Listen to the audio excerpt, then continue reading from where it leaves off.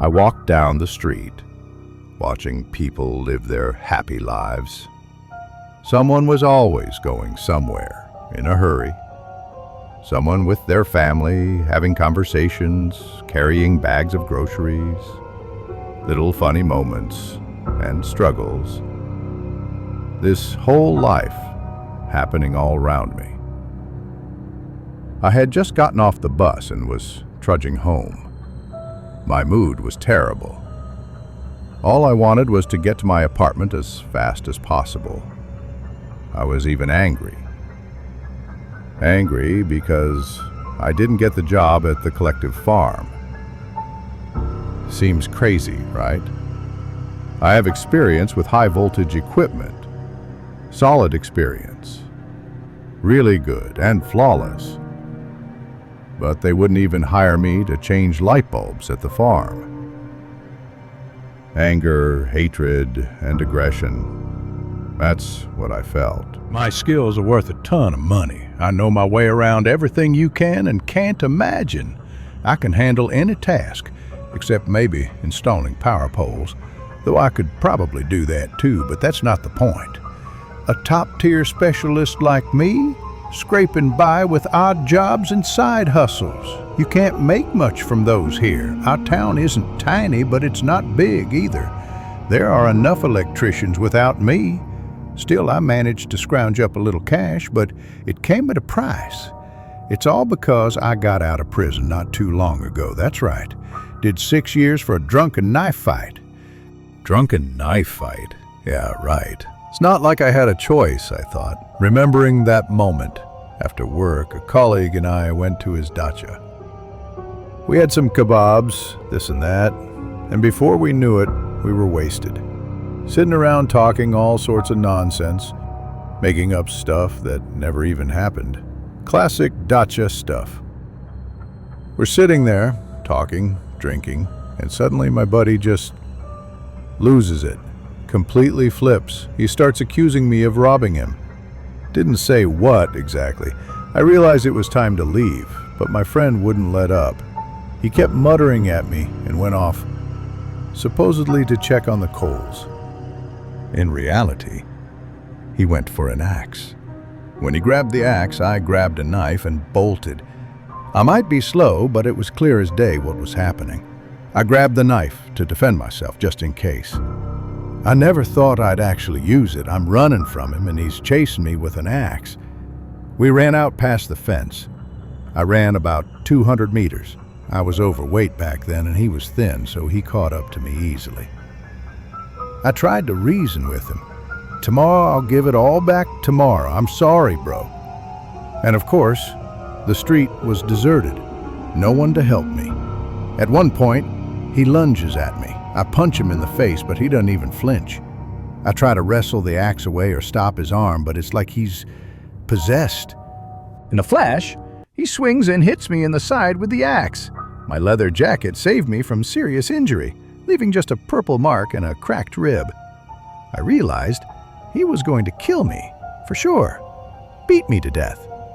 A second blow grazed my shoulder. Thanks to the alcohol, I didn't feel any pain, and I was relatively unharmed. On pure adrenaline, I clutch the knife and stab him, somewhere in the side. Only then does he seem to snap out of it. He pulls the knife out, throws it aside, silently turns around, and limps home. I walked back to my place, about 5 kilometers. The whole way, I thought he was going to finish me. But a little later, the cops showed up. They packed me up, took me away. Yeah, that's how it works here. You defend yourself from a psycho who's lost his mind, and you're the one who's guilty. At the trial, of course, everyone talked about what a good family man he was, how great he was, while I had always been unreliable. The classic story. And then I was off to the state-sponsored resort with room and board for 6 long years, because that one single stab was enough to kill him. I got out recently, literally 3 months ago. But what's the point?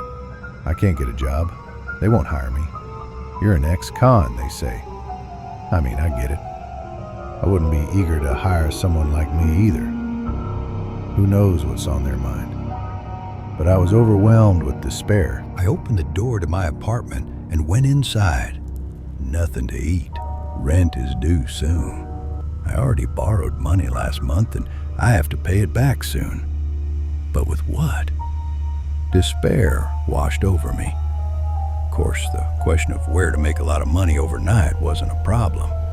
I'm an electrician, and I knew how to do it right so no one would see a thing. But what's the point? They'd come to me, ask where the money came from, and that would be it. I'd be sent back. I'd rather walk around free here than sit in there. So the option of quickly cutting some copper somewhere was off the table. But if the situation became critical and I didn't find anything within a week, I'd have to consider it. I put the kettle on, made myself a cheese and sausage sandwich, and lit a cigarette. That was my dinner. Well, dinner and lunch, all in one. No money, so it's a combo meal. The place needs repairs, too. The wallpaper is peeling off above the cabinet. The floors need replacing. It's a good thing I have this apartment. I didn't even want to take it at first. Good thing I did. I sat there chewing my sandwich, trying to act tough, like, we'll get through this. But get through to what? I preferred not to think about it. Till my heavy thoughts were interrupted by a phone call. Dima, you asleep? No, it's only 9 p.m. Perfect. Can you come down to the courtyard? What's up? I got nervous and looked out into the yard. It was quiet. I'll be there in about 5 minutes. Found you a job. Just what you need. You have money problems, right? I'm afraid to even imagine what it is. No, it's all legal and legit. It's in your field.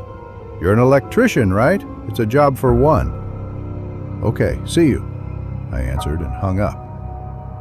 A few minutes later, we were sitting in his car, talking. A job? What kind of job? I can't say. My boss asked me where to find some reliable guys for a serious job.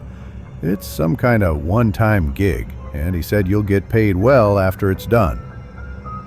What kind of job sends someone somewhere without officially hiring them? Look, I don't know.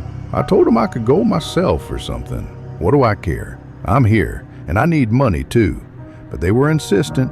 Said, no, we need an outsider. We can't send our own employee. Sounds shady, like we're going to steal something. Who knows?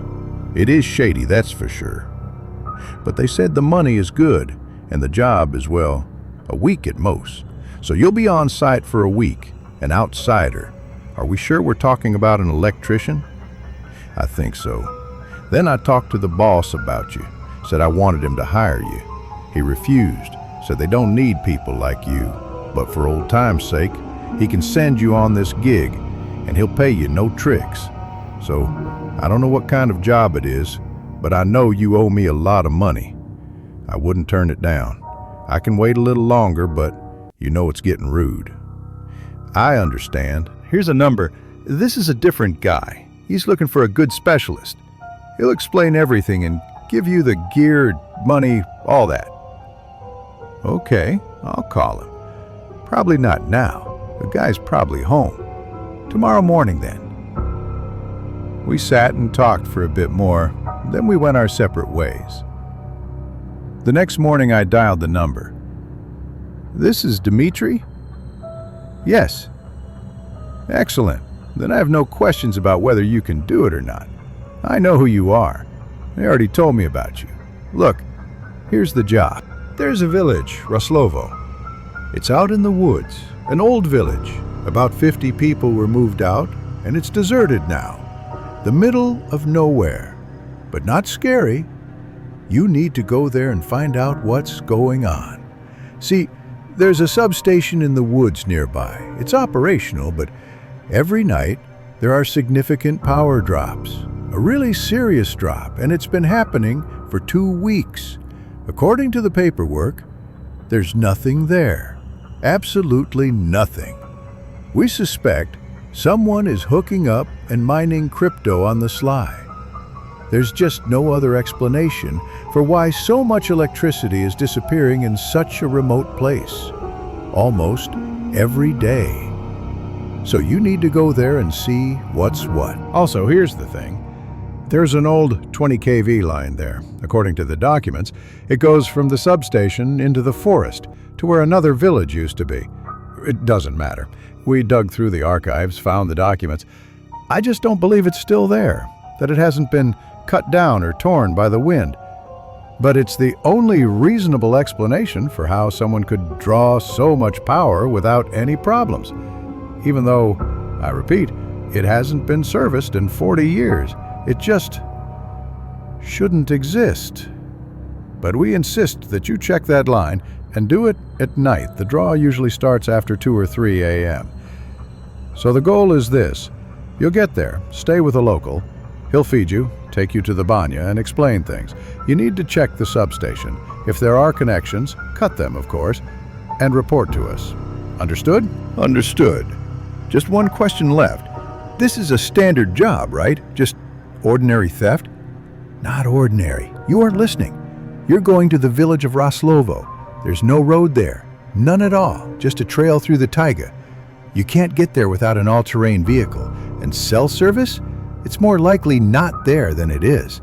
They say you get better reception from a birch tree. And if it rains, you'll be stuck there for the duration of the rain and until the ground dries out, at least a little. Or you get out of there on foot. We offered it to 2 guys. They agreed at first, but then they took one look at the situation and changed their minds. Do you even know where Raslovo is? No. Here, look at the map and see where you're going. Well, if you agree, come to the address I'll text you. We'll give you a megameter, clamp meters, an old diagram of the route, and other small stuff. You didn't say how much money. I didn't. For this trip, it all depends on what's there. If it's just someone stealing and mining on the sly, that's one price. If it's more serious and you need parts for repairs or other people, that's another. But I guarantee you, we'll pay you at least $50,000. $50,000? Well, that's if it's really simple and takes no more than a day. Otherwise, it's more, of course. Plus, don't be picky. We'll drive you there, give you expensive tools, and again, the food situation is taken care of and you'll have a place to sleep. So come on over. They gave me everything they promised, and a bunch of other small things. Screwdrivers, probes, and so on. And 10 grand for expenses, food and such. I bought myself some food for the road, something to drink, something to smoke. I really wanted a beer. It had been a while, but I didn't trust the driver. He seemed like a real piece of work, so I settled for food, which wasn't bad either. The road was long and tedious. The driver was an unbearable guy. He kept telling me about cars, even though I asked the idiot to shut up about 10 times. I didn't know much about them, and the topic was uninteresting to me, but he didn't care. He skillfully jumped from everyday topics to talking about his cars. After a very long time of shaking on country roads and the driver's blabbering about cars, he finally stopped. "All right, Dima, let's go. Just go straight. I'm not going any further because I just won't fit through there." "On foot? You mean on foot?" I grumbled, standing in my boots in a muddy mess. Darkness, woods to the left, woods to the right, creepy and scary, and he's joking like that. Well, I mean, I can't take you any closer. Don't worry, it's a stone's throw from the road. How far is a stone's throw? A kilometer at most, probably. You'll find the house there. It's just an ordinary one. Great explanation, and here I was looking for a hut on chicken legs. Well, there's a rotten lawn chair in the yard. On the left, the 5th or 6th house. The guy's name is Savali. Tell him you're from the power company. He'll let you in, feed you, explain everything.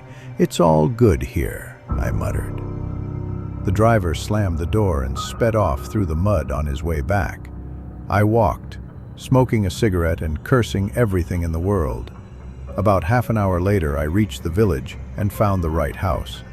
A minute later, the door was opened by a thin, gloomy man with an axe in his hand. Who are you? What do you want? I'm from the power company. Put the axe away. Bad memories instantly flooded back, and my fist involuntarily clenched on the screwdriver tucked into my belt. The power company? Come in. They called, said you were coming, asked me to feed you and show you what's what, though I think that's unnecessary. Why? You'll find out later, he said, leading me into the house. Eat, drink. I've been waiting for you for 2 hours. I didn't let the dogs out, that's why the axe. You know, sometimes we get guests here where the axe is your only hope. He showed me where to sleep, where to do my dirty business, where the clean was, meaning where to wash up, and then sat me down at the table.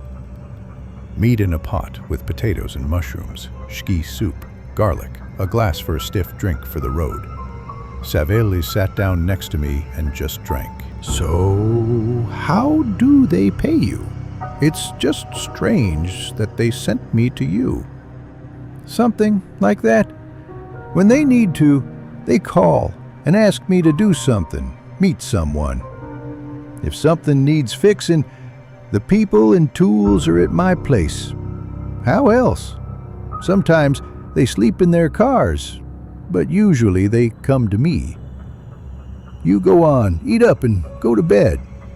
I'm also waiting for you to finish. I'm usually asleep by midnight. Of course, I agreed, as I was also getting very sleepy after the banya, the glass of fire water, and such a hearty dinner. I had already forgotten the last time I had eaten so well. We talked a little more, and then I went to bed.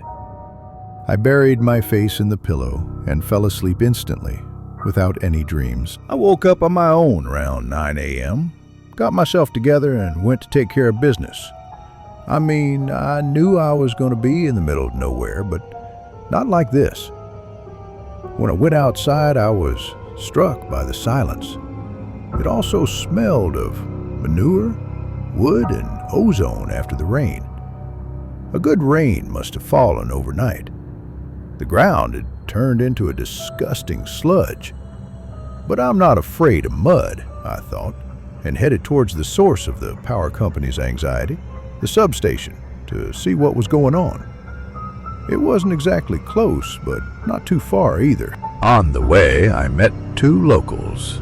Both were gloomy, dark, not at all cheerful, as if life here was hard labor. I walked, lost in my thoughts. Already today, being here, I began to notice some strange things. Why did they need an outsider if they have an emergency crew? They service everything. Everyone has their own sections, and they have people responsible for them. Why did they hire me? Why pay so much? Go through all this trouble? Why? If during the phone call I was as happy as a pack of laughing hyenas, did my brain finally switch on in the fresh air? I realized there was little to be happy about. This whole thing smelled of dirty socks. I thought hard, looking around. This wasn't just a substation, and this place wasn't simple either. And that guy yesterday, he acted strangely. Said that sometimes we get guests here where the axe is your only hope. What did that mean? Okay, there's the substation. I'll go have a look at who's mining crypto on the sly. For one person to mine, it's a quiet, hidden spot. By the time they get here, by the time they do this and that, you come at night, set it up, and remove it in the morning.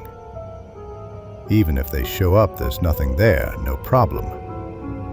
And it's probably one of the locals, and and locals. They definitely won't rat each other out. I approached and began to inspect the substation. I didn't even have to look hard. Wires from the substation went somewhere into the forest. Just like that. They don't even disconnect it. Why stop the mining at all then? Strange. Well, let's go see what kind of workshop is in the woods there. Before starting my journey along the wires, I had checked the old diagram. Yes, it was definitely that same line. But there was a catch. What the hell? It was disconnected a long time ago, and the wires lead into the forest. I couldn't even believe it myself and thought it couldn't be. I took the clamp meters and found out that yes, there was a current. Maybe it's just a piece of wire? No, not a piece. Someone connected to the substation using the old Soviet route. It's the first time I've seen wires untouched after so many years. Though, what am I saying, like some naive girl? Of course, a local connected it, that's all. No miracle here. Which means everyone is probably in on it. Well, I have to go for a walk along the wires and see where I end up. There's probably a workshop there. It's no joke, drawing so much power every day. Entering the forest, I felt uneasy. What if they kill me? I even stopped. Why stick my nose where even a dog wouldn't stick its own? Probably no reason. Most likely there's some kind of booth ahead with mining rigs or some other equipment. Or maybe it's not that at all, but something else. Mining is just something I made up. It could be anything. A sawmill. Anything. I didn't like this forest. I had a strange feeling that I was already being watched. Okay, I'll walk a little for show. If I see anything, I'll turn around and go back, I thought, and went on. Yes, the wires ran along poles, dipping into the crowns of the trees, and I walked along them. Not far, literally 200 meters, losing and finding the wire above me again. But soon the poles disappeared, and instead a cable ran along the ground and went into the earth. I walked another 30 steps and came out to a clearing. It was even plowed, and the trees along it were decorated with ribbons. I didn't want to go any further. This clearing and the ribbons worried me. People don't just tie ribbons. It's a sign. But a sign of what? No, life is more precious. Back I go. I turned around and headed back to the substation. After getting there, I grabbed my phone, put it in my teeth, and climbed a tree. I needed to make a call. Oh, it's you. How are things there? There's a connection. They're really drawing electricity from the substation. I'm cutting everything and coming back. Hey, electrician, take it easy. Don't be so jumpy. What's wrong? That's not what we agreed on. You're going to cut everything now, of course. But what's the point? They'll come back in 20 minutes and connect it all again, and we, my golden boy, are not millionaires to pay so much every time. You have to find out what exactly is connected there. Yeah, right, find out. They'll rip my head off in this forest. And anyway, this is clearly a job for the police, not me. I'm an electrician, not a detective. Do you want to get paid for the job? Find out what's there, at least. We'll deal with it later without the police. Our own way, don't worry. Just follow the wires, find out what's what, and come back. Fine, I answered, and started to climb down. Of course, I wasn't going anywhere. I'm not an idiot. I climbed down and calmly headed back to the house. I was planning to sit around for half a day, call it in, have a drink, eat, and order a ride for tomorrow. And most importantly, I was right. And what's this our own way?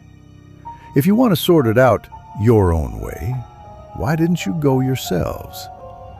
That goose is holding something back. He's pushing me to go there for some reason, I thought as I approached the village. Well, Dima, did you find out what's what? Savely asked, meeting me. No, someone's just stealing, that's all. I didn't even cut the wires. Why? What's the point? I'll just reconnect them. It seems the locals are up to something here, and you know, I'm not looking for enemies. A shovel to the back of the head, and that's it. Rest in peace. You're a sharp kid, sensing danger. Speaking of which, what's with that clearing with the ribbons? The cable goes in that direction, and I thought I saw someone watching me from the bushes.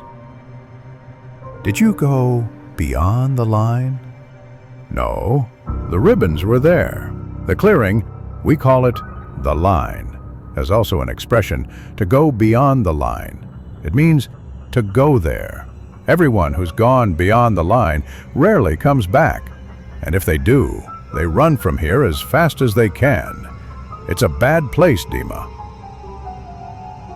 They sent you here like a calf to the slaughter. I'll tell you how things really are here. I probably wasn't even born yet when it happened. Next to this village, there was another one. Lorepodcast. Yes, that line goes to it. They say they wanted to build a collective farm there. They built barracks first, brought in machinery, and even started construction. They say there were 3 huge barracks where people lived. And then, you know, in one night, they burned down, fast, and almost everyone in them. But those who survived said that it wasn't people screaming that night, but something else. And it was a cry of joy. Everything went wrong there from the first days. They said someone was watching them from the bushes, stealing tools, scaring them. And at night they saw mysterious people who just stood in the distance. The only thing still standing there, untouched, is a well. That's how it is. Then why don't you leave? Why do you live here? We can't. You can't leave this place. The place holds you. If you want to leave, please, go beyond the line. Get to the well if you can. Drink its water and run back. If you make it back, you're lucky. You can leave. If not, then not. It's not people who live there, but terrible demons and the souls of those who burned and perished long ago. The demons do everything possible to lure a person there, beyond the line. But they don't eat flesh, they eat the soul. The soulless body settles in the houses they've built there and just exists until it dies. It's a scary and terrible place. You see things that aren't there and things that will be. It's hard to walk there, and getting back out is impossible. But I can get out of here, right?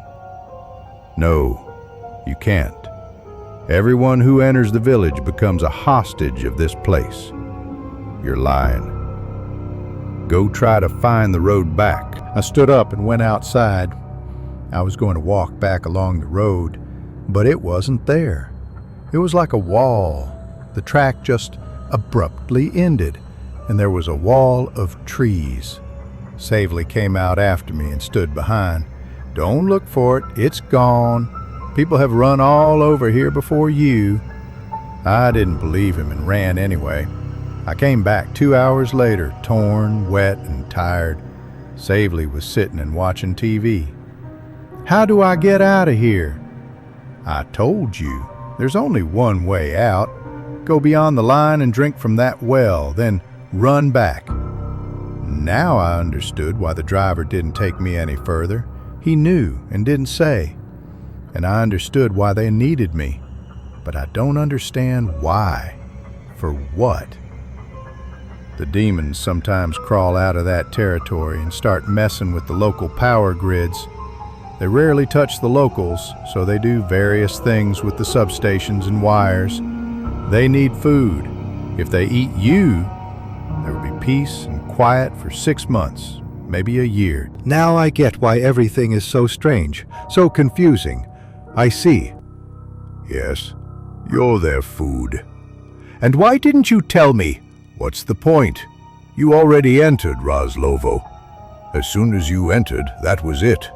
But we could put up signs, notices. I could, but I want to live. Why should I die for you? He looked at me very seriously. I want to live too. If they stop sending people from the outside, then we locals will start disappearing. I have to die then. Why are you helping? You're helping to kill people. I'm not helping to kill them. The demons do that. I only provide shelter. And anyway, am I supposed to die? We've learned to get food delivered here in different ways. So, the scheme, Savli agreed, is criminal and vile. But don't see me as your enemy. He was right. How can I blame him for not wanting to die? It's all strange. But I wasn't going to stay here either. You said there were ways to leave. How do you do it? It's no secret. Go beyond the line, reach the well, and drink from it. Then back. But the path there is difficult. You have to walk as if you're dead. Breathe quietly, don't make a sound, don't look up. Walk as if in a daze, through a fog. Don't jerk, don't be afraid. Just walk as if carried by a current. And this thing, he nodded at a small bundle of herbs. I was preparing it for myself. I was hoping to go. It will help you. The demons feel a soul. This thing will hide yours from them. But if you show that you're alive, get scared, start screaming, it's all over. They'll see the soul in you and devour it. So walk straight, don't look back, don't scream, don't be afraid. Is it far to walk? No, just a couple of kilometers. The well is close, but remember, as soon as you drink the water, they will all see you and sense you and will rush after you. There's no protection from them. Nothing works against them. All you can do is run to the line. They rarely cross it. It's not their land. And when you cross the line, their spell will be broken. You'll see the road and be able to come here as much as you want. Those who got out can do that.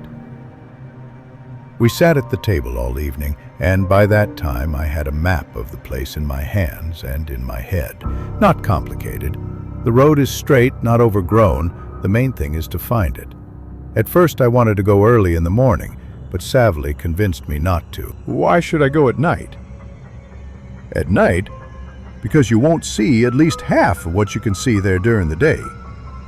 Yes, it's hard to walk, but you have to pretend to be a piece of meat, so it will even be easier. And besides, those who got out of here did it at night. But how can I walk if I can't see anything? Well, you'll still be able to see a little. Walk slowly and you'll be fine. For now, get ready. I'll walk you to the line. Beyond the line, the air changed. It started to stink of burning and got warmer, and the path was quite visible. The moon was shining in the sky. Stars. Not a full moon, of course, but you could see where you were going, even for some distance ahead. I hung my head and stepped quietly along the path, listening to the different sounds. Someone was walking to my left, but my task was just to walk calmly, without showing any sign. Just walk. Now these footsteps were behind me, following me. But who? I wanted to scream, to yell, but I walked slowly, because I had no choice. Oh, and now they're gone. Damned witchcraft, I muttered mentally and continued to walk, listening to the various sounds. Sometimes I even heard screams in the distance, and sometimes things I couldn't explain. A couple of times, someone who looked like a person was standing right on the path, looking at me, but I walked past. Nothing in this world would have made me scream or anything like that. Dima? A woman's voice called from behind. The voice was familiar. The voice of the wife of that drinking buddy I was in prison for. Fear pierced me. A chill ran down my spine. "Why did you kill my husband?" she said from behind me. "You're just going to walk away? You won't even look at me? Where's your conscience?" Up ahead, right on the road, a boy appeared. The drinking buddy's son. "Uncle Dima, is it true? Why did you kill my dad?" he asked. I almost screamed. He appeared and spoke so unexpectedly and sharply. From the left and right came various creepy sounds, as if evil spirits were crawling from all sides. "Calm down, they're not real," I thought, trying to quiet my heart, which had suddenly started to act up. 6 years of rotting behind bars hadn't been easy on me. I thought about all of it, but I knew for sure they weren't here. Just forest demons playing with my feelings, scaring and intimidating me. And there's the well up ahead. Some 3-story buildings, barracks rather, were burning. Or rather, their black skeletons were smoldering, and smoke was rising. Someone was sobbing in the distance. Someone was screaming. And there's the well, good as new. I walked up to it, looking at this surreal picture. I threw the bucket to the bottom, drew water, and lifted it back up. I wanted to turn around and see where the people pretending to be the victims' relatives had gone, but I couldn't, and I started to drink. I drank a lot, greedily to be sure. My throat was dry. On one hand, I was afraid to drink too little in case it wasn't enough, but I was also afraid to drink too much in case they killed me. So, puffed up like a python, I burped and ran back along the path. Before they realize, I muttered, literally feeling the tension growing in the air. After running half the way, I heard a wild howl, screams of demons, the terrible barking of dogs, all mixed into a terrifying cacophony. I ran faster. Behind me were sounds I couldn't explain. Someone jumped out from the left. I punched him in the face on the run, just like that.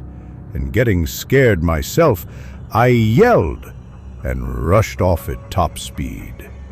Behind me, I heard the patter of many paws and the clatter of hooves. And I realized the hooves were definitely not horse hooves.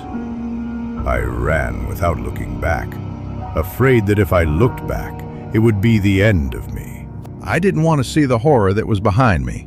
There wasn't much left to the line. I could already see it, about 80 meters away. And then I was kicked in the back by a hoof.